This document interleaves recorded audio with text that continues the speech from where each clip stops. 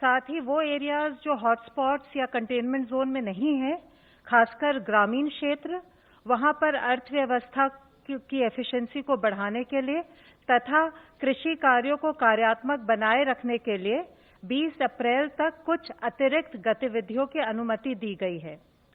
इसी श्रृंखला में गृह मंत्रालय ने 21 अप्रैल को अपने पत्र द्वारा सभी राज्य सरकारों को स्पष्ट किया है कि सीनियर सिटीजन्स की बेड साइड अटेंडेंट और केयर गिवर सेवाएं एग्जेम्प्ट सर्विसेज हैं।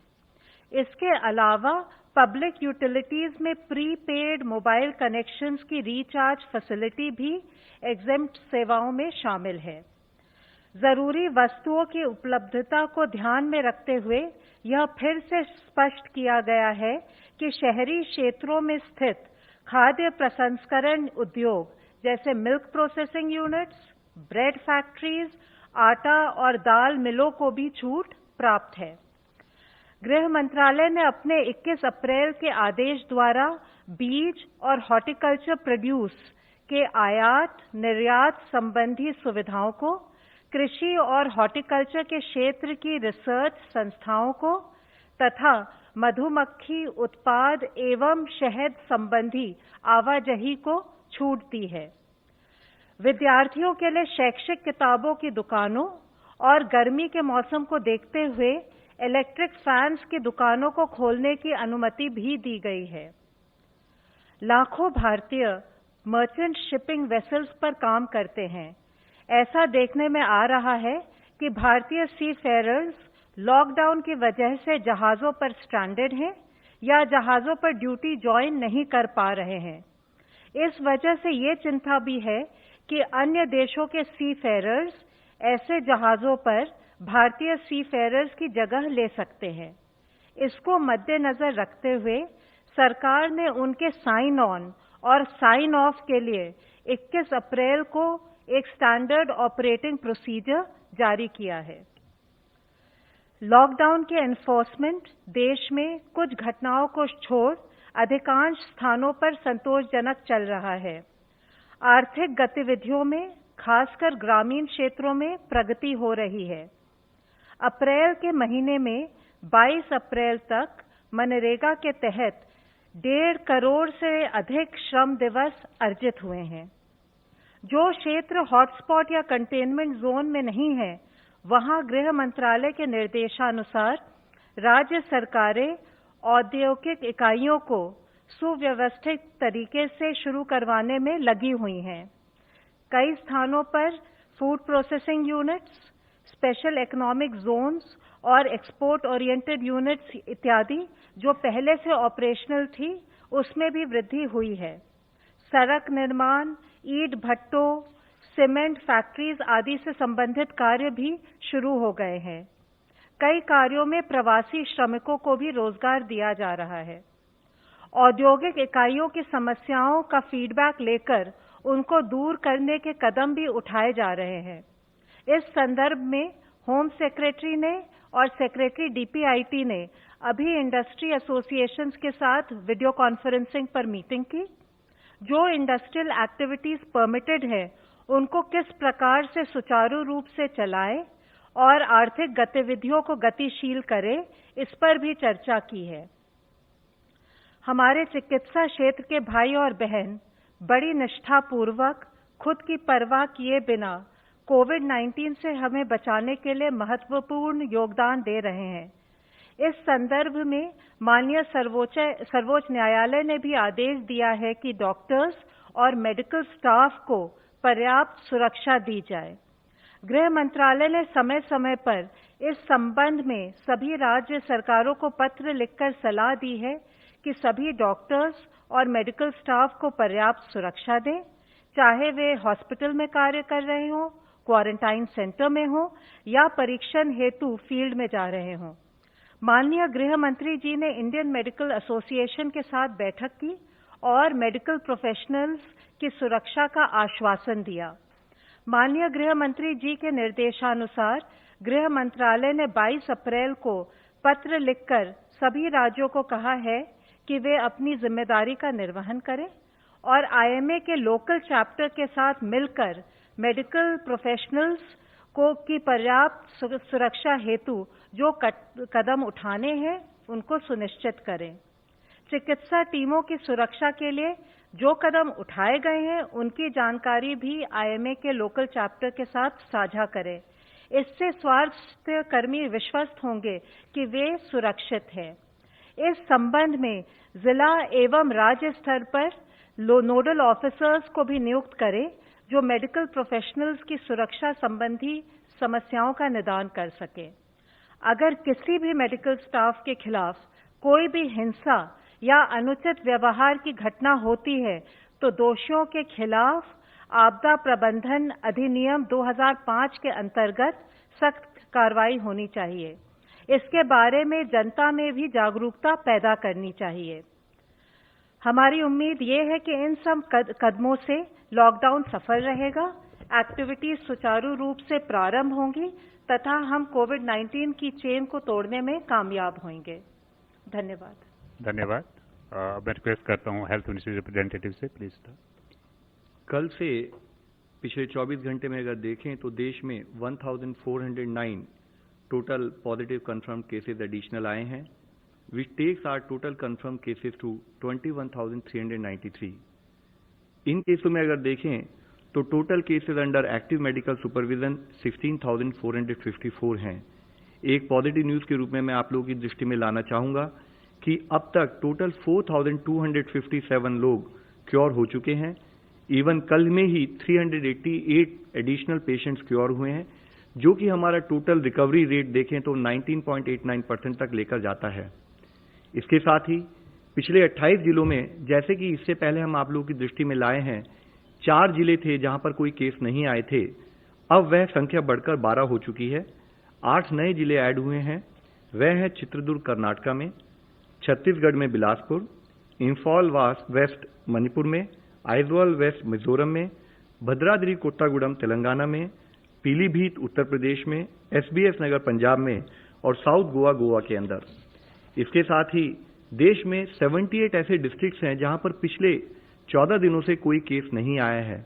हमें हर संभव मिलकर यही कोशिश करनी है कि ऐसे जिलों की संख्या निरंतर बढ़ती रहे। इस स्थिति के अंदर देखें तो 33 नए जिले ऐड हुए हैं, जो कि 9 स्टेट में ऐड हुए हैं जहां पर कि पिछले 14 दिनों से कोई केस नहीं आया है। साथ ही माननीय राष्ट्रपति जी ने कल एक ऑर्डिनेंस जारी किया जिसके तहत एपिडेमिक डिजीज एक्ट 1897 को अमेंड किया गया है। इस ऑर्डिनेंस को कहा है एपिडेमिक डिजीज अमेंडमेंट ऑर्डिनेंस 2020। इसके अनुसार कोई भी व्यक्ति हेल्थ केयर सर्विस प्रोफेशनल के अगेंस्ट वायलेंस के किसी भी एक्ट में इंडल्ज ना करे या एपिडेमिक के दौरान किसी भी प्रॉपर्टी को कोई भी लॉस या नुकसान ना पहुंचाए। अगर कोई भी व्यक्ति हेल्थ केयर सर्विस प्रोफेशनल के साथ वायलेंस कमिट करते हैं या तो उनको 3 महीने से लेकर 5 साल तक की सजा दी जा सकती है। साथ ही 50,000 रुपए से लेकर 2 लाख रुपए तक का फाइन भी उनके ऊपर लेवी किया जा सकता है। इसके साथ ही अगर कोई किसी हेल्थ प्रोफेशनल को जो कि एपिडेमिक ड्यूटी में लगे हुए हैं, उनके साथ कोई ग्रीवियस हर्ट अगर उनको देते हैं तो उसकी सजा बढ़कर 6 महीने से 7 साल तक हो सकती है और फाइन भी 1 लाख रुपए से 5 लाख रुपए तक उस पर लगाया जा सकता है। इस एक्ट के तहत किया हुआ कोई भी ऑफेंस कॉग्नाइजेबल है और नॉन बेलेबल रहेगा। जो भी पर्सन इस एक्ट के तहत कन्विक्ट किए जाएंगे उनको कंपेंसेशन भी पे करने के लिए वे लायबल होंगे और कंपेंसेशन जो हो सकता है वह जो भी फेयर मार्केट वैल्यू होगी डैमेज प्रॉपर्टी की या जो लॉस उन्होंने कमिट किया है उसकी ट्वाइस द अमाउंट हो सकता है। मेरी आप सब लोगों से यही विनती है कि हमारे जितने भी कोविड योद्धा हैं हमें उनका सपोर्ट लेना है। हमें ये जानना चाहिए कि वह सब हमारे आदर और सम्मान का पात्र हैं। इसके साथ ही आरोग्य सेतु के बारे में हम विभिन्न माध्यमों के जरिए आपसे बात कर रहे हैं। इसी श्रृंखला में मैं दिखाना चाहूंगा सेतु मेरा बॉडीगार्ड है और आपका भी।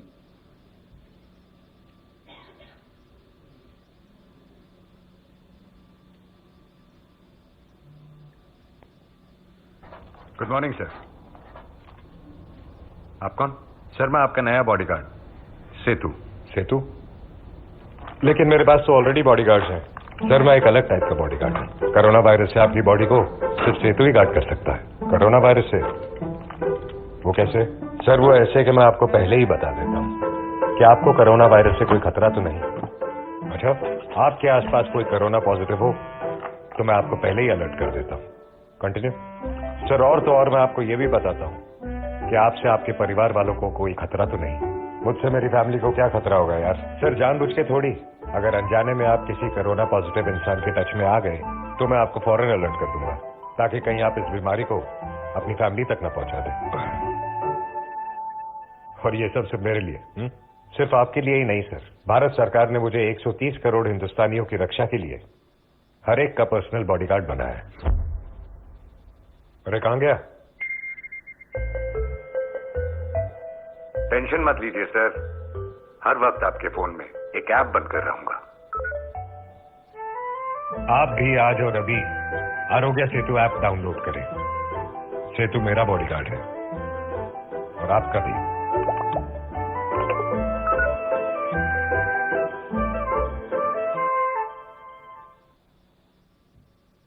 Today, we are also joined by Mr. C.K. Mishra, Director ICMR and Director AIIMS.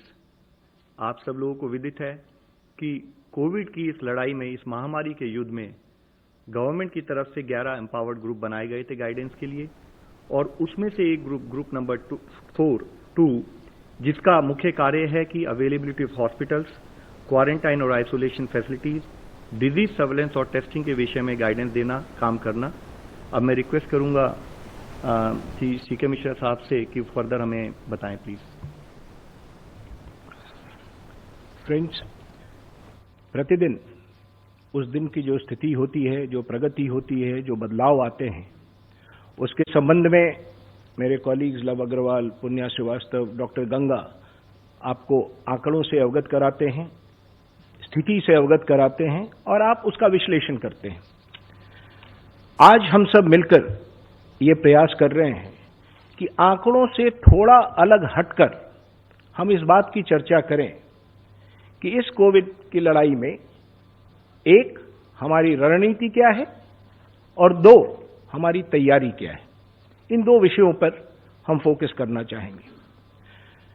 As you are aware, we are passing through very very challenging times. Many of the countries which are known as developed countries in this world, with far more capacities and much better resources than us, are also facing huge challenge. ये पृष्ठभूमि है जिसमें इस बात को हमें समझना पड़ेगा। और आज एक महत्वपूर्ण दिन है। आज लॉकडाउन के 1 महीने पूरे हुए हैं। तो इस 30 दिनों में हम कहां थे, कहां पहुंचे हैं और हमने क्या तैयारी की है, इस पर संक्षेप में मैं आपके समक्ष सारी बातों को रखना चाहूंगा। The first and foremost issue is what has this 30-day lockdown done. मुझे ये पूरा एहसास है कि this has brought hardship to many people, but we must express our gratitude to all the people of India who are facing this hardship today so that we can save lives in future. और हमारा मूल जो मंत्र है वो है कि हम जिंदगी कैसे बचाएं और लोगों को ठीक कैसे करें। 3 प्रमुख चीज हैं जिसकी ओर मैं आपका ध्यान आकृष्ट करना चाहूंगा जो 30 दिनों के लॉकडाउन में हुए हैं। पहला, we've been able to cut transmission, minimize spread and increase the doubling days, as Love Agrawal has always been speaking to you. Second, we have been able to consistently ramp up our testing. And third, we have been able to utilize this time gainfully for preparing ourselves for the future if the virus spreads further, and anyway, whatever is required to be done, we will need to do. So there has been a lot of action during these 30 days. हजारों लोग, ना सिर्फ हम जो दिल्ली में बैठे हुए हैं, फील्ड में हजारों लोग इस कार्य में लगे हुए हैं, और लोगों ने मिलकर और सरकार ने कई सारे ऐसे कदम उठाए हैं जिसने ये सुनिश्चित किया है कि in these 30 days we remained more or less stable, and that is the first thing that I want to bring before you. And one of the critical tools, एक अहम हथियार जो हमने इसमें इस्तेमाल किया है, वो टेस्टिंग है. और when I say testing, it is RT-PCR testing, जो हमें बताता है कि मरीज को बीमारी है या नहीं है. अब अगर हम टेस्टिंग को देखें तो मैं सिर्फ एक आंकड़ा आपके समक्ष प्रस्तुत करना चाहूंगा. 23 मार्च को हमने पूरे देश में 14,915 टेस्ट किए थे. On the 22nd of April, we have done more than 5 lakh tests.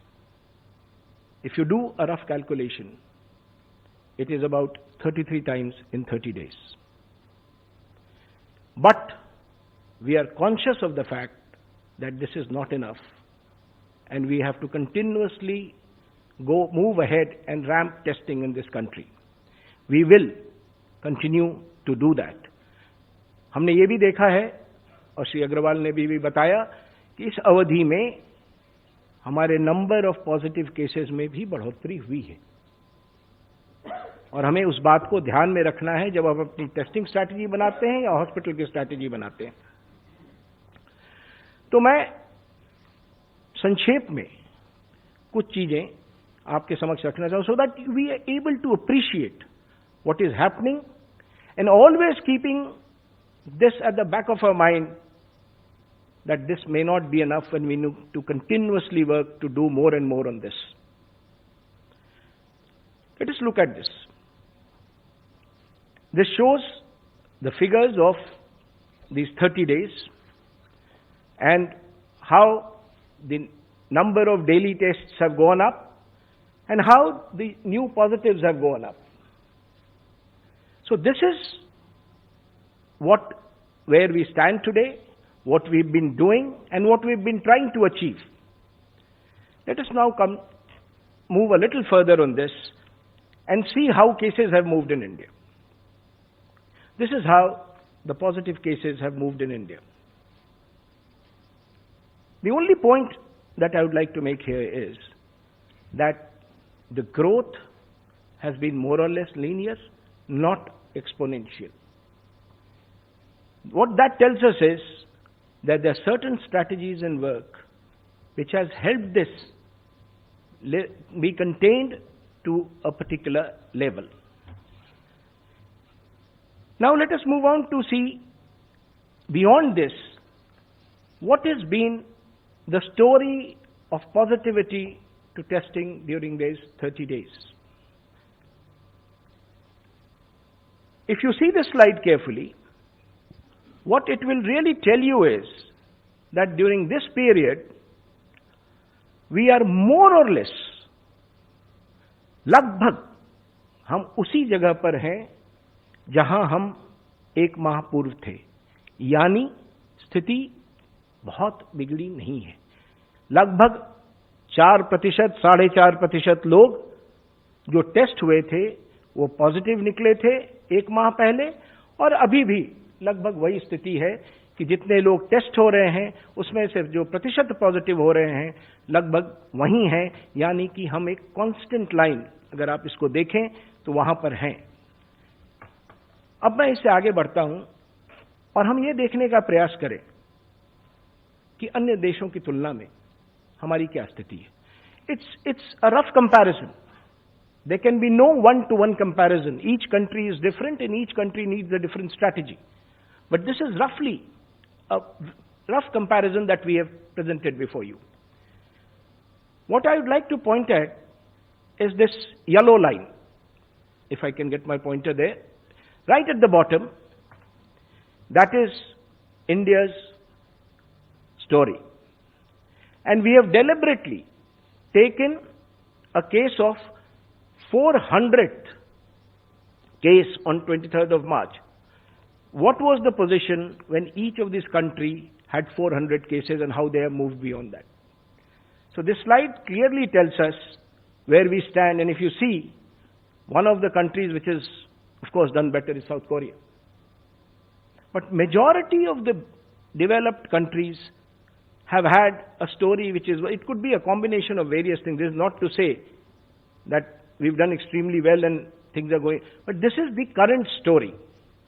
And based on this current story and the future projections, we need to evolve a strategy in this country. Let me also now just mention to you, while we are here on this slide, the fact that how has it happened in some of the other countries. So let me give you some numbers of that. If you look at the figures carefully, we are today at a 500,000 mark. 5 lakh test हमने आज किए हैं. US ने 5 lakh test 26 मार्च को किया था. They had found 80,000 cases to be positive. I'm giving you rough numbers. Italy ने ये मार्क 31 मार्च को किया था, and they had 100,000 people who were positive. 1 lakh लोग थे. यूके में ये समय 20 अप्रैल को आया, and they had 120,000 positives. Turkey में ये समय 16 अप्रैल को आया, they had 80,000 positives. इंडिया में ये मार्क 22 अप्रैल को आया और हमारे पास लगभग 20,000 पॉजिटिव केसेस थे. कहने का तात्पर्य यह है कि एक अगर वैश्विक तुलना हम करें तो we seem to be doing well so far with our strategy, which is focused and very, very intensely focused on the areas where we see a lot of positivity and action happening. Of course, there are other countries which have done better. For example, South Korea has done better than this. So, given these facts, these actually, what do they show?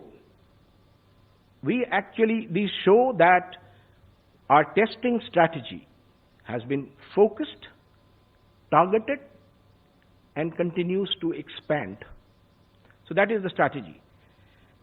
And this, I must say, is an evolving strategy. Because as we go on, we learn. हर दिन हम सीख रहे हैं. हर दिन हम सीख रहे हैं, अपनी स्ट्रैटेजी में बदलाव ला रहे हैं और इसको एक्सपैंड करते जा रहे हैं. अब प्रश्न यह है कि हमने ये जो एक्सपेंशन किया टेस्टिंग का, वो कैसे हुआ? Only thing I would like to mention here is that strategy is a response to a challenge.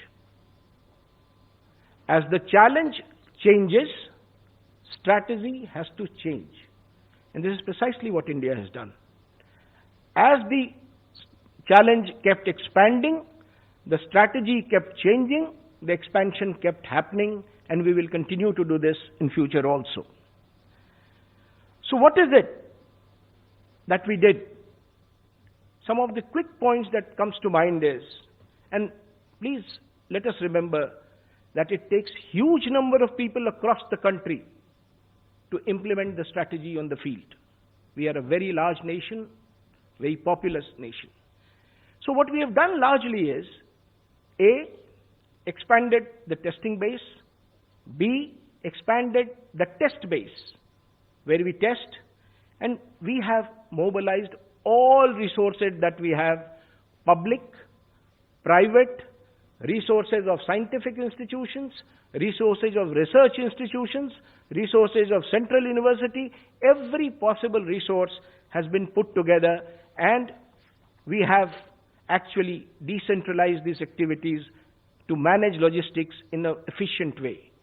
And when Professor Balram Bhargav speaks, he will give you the details of the gist that I have placed before you on how we have increased our testing strategy. So, in these last 30 days, there has been a lot of activity. We have expanded our testing, which we will continue to do and bring it to a much higher level in the days to come. And we've used every possible tool as a strategy to move ahead on this.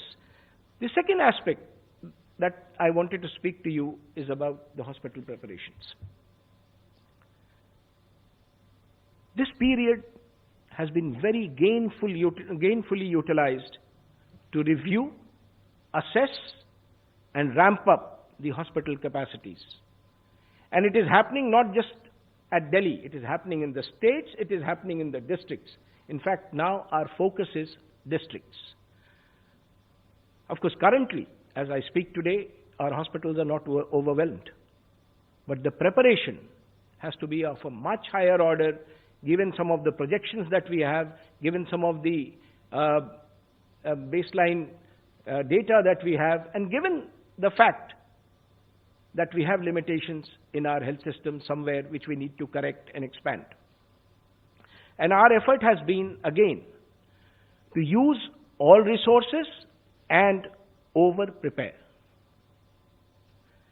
I will show you the figures in a while. But what is our first goal? As far as hospitalization is concerned, our first goal, हमारा पहला प्रयास ये है कि लोगों को अस्पताल ना आना पड़े. That is our first strong leg of strategy.